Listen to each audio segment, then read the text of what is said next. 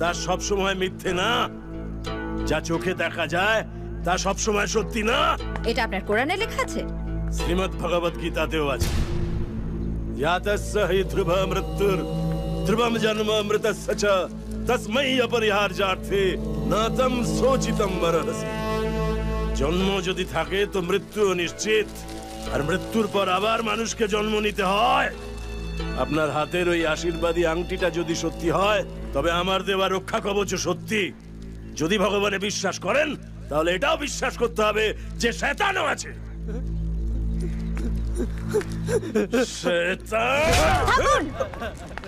অনেক হয়েছে আপনার বুজুর্গি। মানসিক ভারসাম্যহীন একটা মানুষকে জানোয়ারের মতন মারছেন। চল এখান থেকে চল।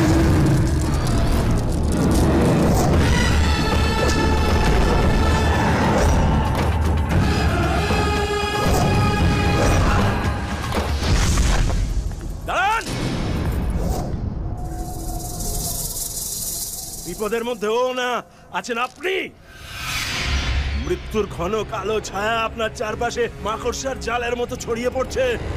ও, এবার ওকে ছেড়ে আমাকে নিয়ে পড়লেন? আপনার কোনো কথাই আমি বিশ্বাস করি না। বিশ্বাস করেন আর না করেন এটাই সত্যি। এখানে থাকলে আপনার মৃত্যু অনিবার্য। যত তাড়াতাড়ি পারেন এই মৃত্যু ক্ষেত্র ছেড়ে চলে যান, চলে যান। মিষ্টিমা, ফকির বাবা যখন বলছেন নিশ্চয়ই তার একটা কারণ আছে মা। কারণ একটাই অন্নদামা, লোককে মিথ্যে ভয় দেখিয়ে নিজের ক্ষমতা জাহির করা। এসব ফন্দিবাজি আমার জানা আছে। চলো এখান থেকে। বিসমিল্লাহির রহমানির রহিম। বিসমিল্লাহ।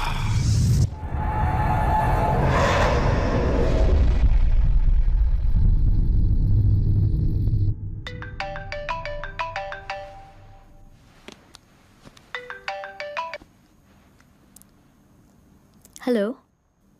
স্বপ্ন আমার দু চোখের পাতায়, রাত কাটে তোমার অপেক্ষায়, মন মেতেছে আশায় আশায়, আমি পথ হারাবো তোমার ভালোবাসায়।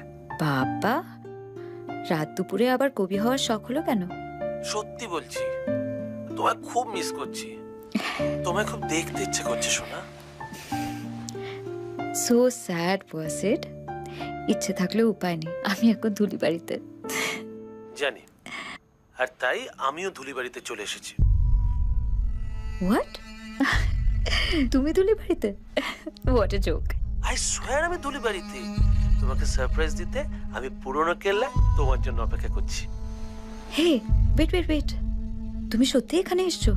বিশ্বাস না হলে এসে দেখো আমি তোমায় কতটা ভালোবাসি। তুমি একটা বদ্ধ পাগল। তুমি ওয়েট করো, আমি এক্ষুনি আসছি।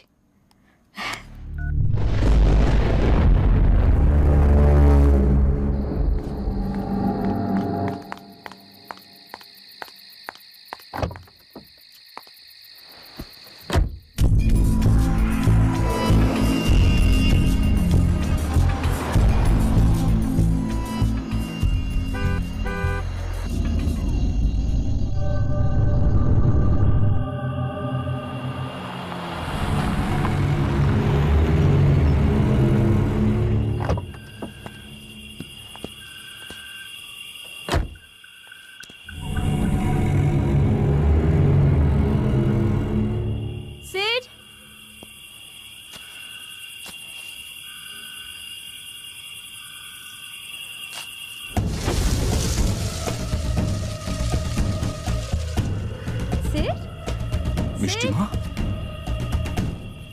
এখানে কি করছো তুমি? এক্ষুনি এখান থেকে চলে যাও মা। আমার বন্ধু আমার জন্য এখানে অপেক্ষা করছে। এখানে এর ভেতরে কোনো মানুষ নেই মা।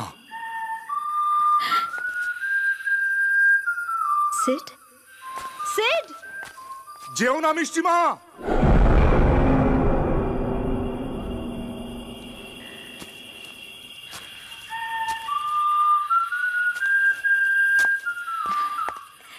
সিড,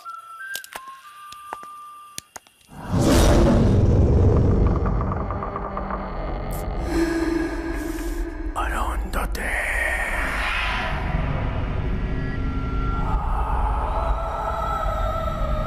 সিড,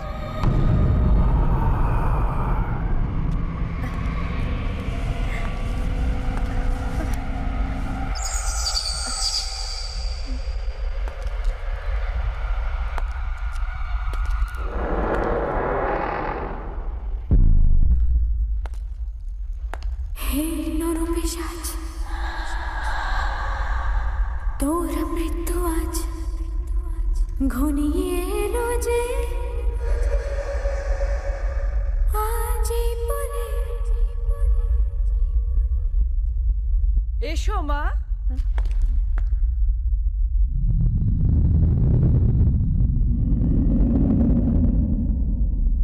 এদিকে এসো,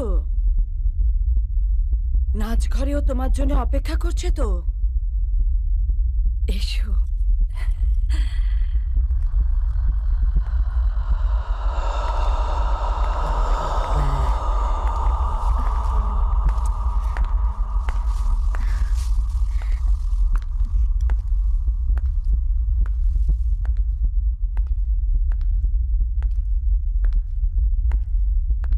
সিট। মিষ্টি, হ্যাঁ?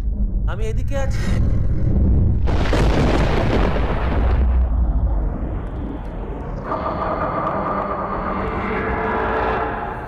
চণ্ডা, সেই এক কণ্ঠস্বর, যে কণ্ঠস্বর আমার পুরনো স্মৃতিকে জাগিয়ে তুলছে। আমার উপর তোর প্রত্যেকটা আঘাতের স্মৃতি, যন্ত্রণার স্মৃতি। আজ তুই আমার নাকালের মধ্যে। আয়, আরো কাছে আয়, আরো কাছে আয়।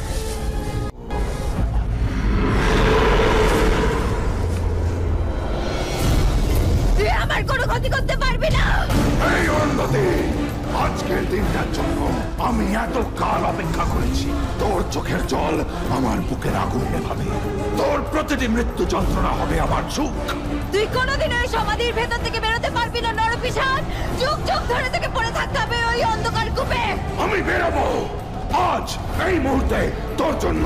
আমি তোকে বেরোতে দেবো না, ওইখানেই তোকে শেষ করে রাখবো আমি। আয়, আয় তবে দেখি তোর কত ক্ষমতা। তুই যেখানেই যাবি আমার ছায়া তোকে তাড়া করবে। তোর জীবন আহুতি দেব আমার ভোগের আগুনে। এইখানে এই নরক সজ্জায় হবে তোর আর আমার সহবাস।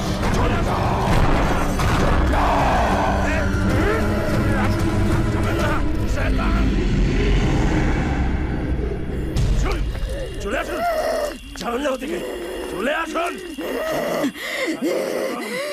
শান্তন, শান্তন। হাত ছাড়ুন আমার। কেন গিয়েছিলেন ওর ভেতরে? আপনাকে তো বলেছিলাম এলাকা ছেড়ে চলে যেতে। কেন আছেন এখনো? ওই শয়তানটা আপনাকে শেষ করবে বলে এখানে ডেকে এনেছে। কি উল্টো পাল্টা কথা বলছেন?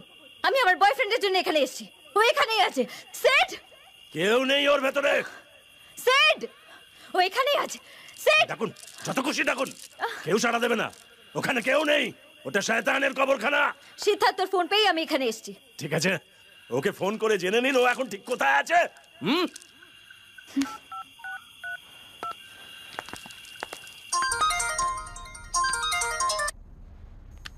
হ্যালো, সেট, তুমি কোথায় বলো তো? আমার ঘরে। আমার কয়েকটা বন্ধুকে আমাদের বিয়ের ইনভিটেশন মেল করছিলাম। তুমি তুমি কলকাতায়? হ্যাঁ। আচ্ছা শোনো, বিনীতা তো আমাদের কমন ফ্রেন্ড, তোকে কে ইনভাইট করবি? আমি না তুমি? হ্যালো হ্যালো, আপনার কাছে ফোনটা এসেছিল সেটা সত্যি, আপনি ফোনে তার সঙ্গে কথা বলেছেন সেটাও সত্যি, শুধু সিদ্ধার্থর এখানে আসাটা সত্যি না। আপনার চোখ যা দেখছে তা সবসময় সত্যি না। সত্যি আর মিথ্যের মাঝখানে থাকে চুলচেরা ফাঁক, আর সেই ফাঁকেই থাকে শয়তানের সাম্রাজ্য। একমাত্র আল্লাহ বিসমিল্লাহর পবিত্র আলোতেই তা দেখা যায়। ইয়ারি!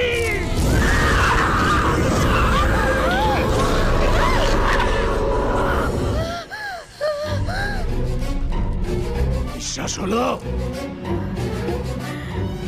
তুলি বাড়ি ছেড়ে চলে যান, যত তাড়াতাড়ি পারেন ওই শয়তানের নাগাল এড়িয়ে বেরিয়ে যান। এই অরণ্যতে তুই জন্মেছিস আমার জন্য, তুই আমার অতৃপ্ত আত্মার সুখ, আমার কামনার ছায়া সঙ্গী।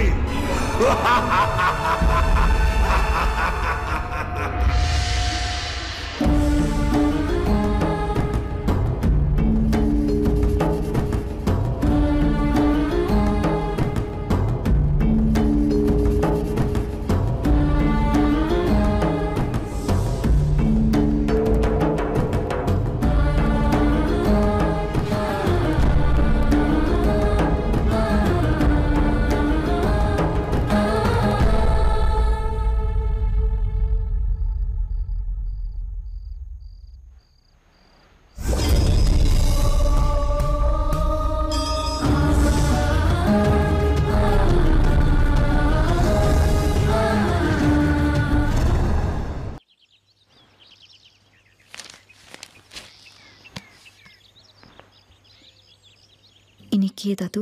আমার দাদা অগ্নিদেব ভট্ট। উনি তোর জন্মের আগেই গত হয়েছেন। উনি খুব ভালো মানুষ ছিলেন। লোকে বলে এখনো পুরনো কেল্লার দিকে ওকে মাঝে মাঝে দেখা যায়। তুমি কোথায় বলো তো? আমার ঘরে।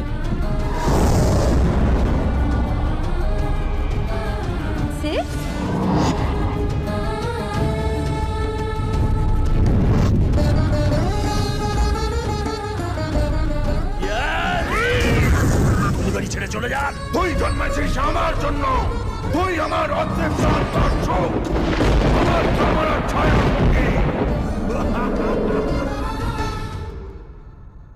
কথা শোন বাবা, খেয়ে নে, এখন চা খাওয়ার কোনো দরকার নেই। অন্নদামা, কি হয়েছে মিষ্টিমা? হ্যাঁ, আমি পুরনো কেল্লা সম্পর্কে সবকিছু জানতে চাই। প্লিজ আমায় বলো অন্নদামা। কেন শুনতে চাইছো মিষ্টিমা? এসব তোর না শোনাই ভালো। আমি জানতে চাই এর পেছনে কোন ইতিহাস লুকিয়ে আছে।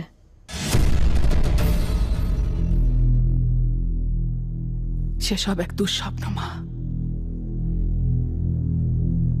আর সে দুঃস্বপ্ন যেন তোমাকে কখনো দেখতে না হয়, কখনো না। আমার জানাটা খুব দরকার অন্নদামা, প্লিজ বলো।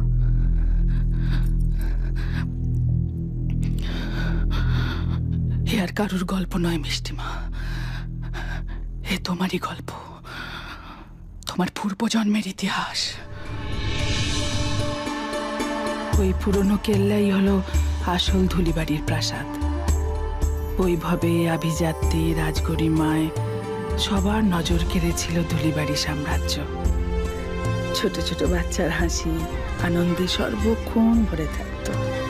কষ্টকে আমল না দিয়ে সবাই হাসি মুখে কাজ করে যেত।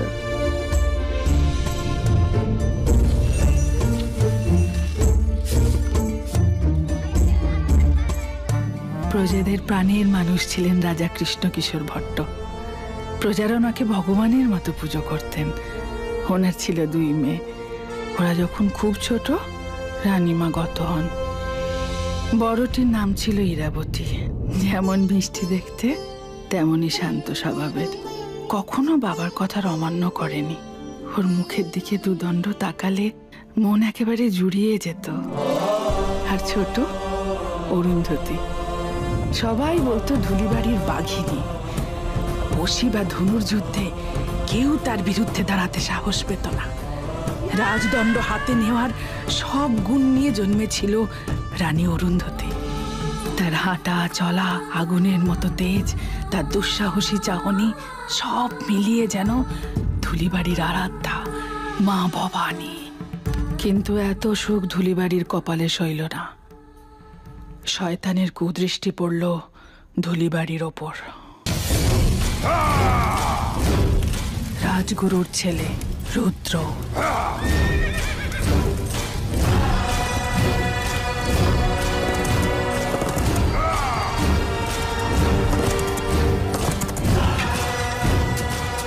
পশুর অদম ছিল। রুদ্র যে মেয়েকে চোখে লাগতো খ্যাপা শিয়ালের মতো ঝাঁপিয়ে পড়তো।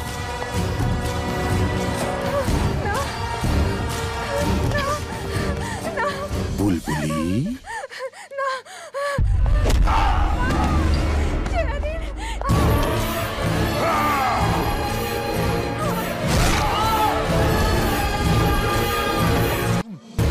কেউ তার নামে রাজার কাছে নালিশ করতে পারত না, কারণ সে ছিল রাজকুমারী ইরাবতীর ভাবী স্বামী। ভাবী স্বামী?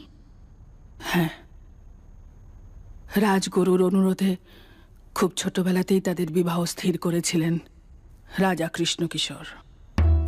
রুদ্রকে শয়তান বানানোর পিছনে ছিল ওর মা গুরুপত্নী মায়া। যেমন লোভী তেমনই ছল চাতুরিতে শকুনি। উনি রাজগুরুকে দিয়ে রাজাকে মিথ্যে কথা বলিয়েছিলেন ইরাবতীর সঙ্গে রুদ্রর বিয়ে হলে ধুলিবাড়ি মা ভবানীর আশীর্বাদ পাবে।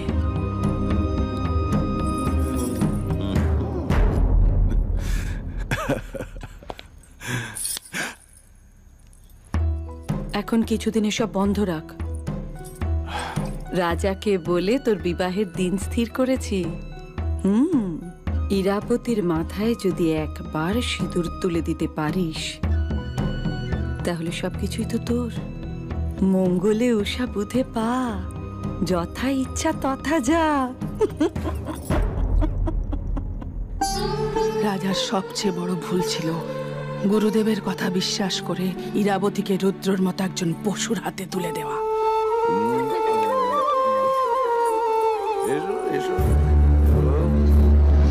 তোমার কি লাজ লজ্জা বলে কিচ্ছু নেই? তুমি না রাজ পরিবারের জামাতা, নষ্টা মেয়েদের ঘরে এনে নিজের স্ত্রীকে অপমান করতে তোমার বাধছে না?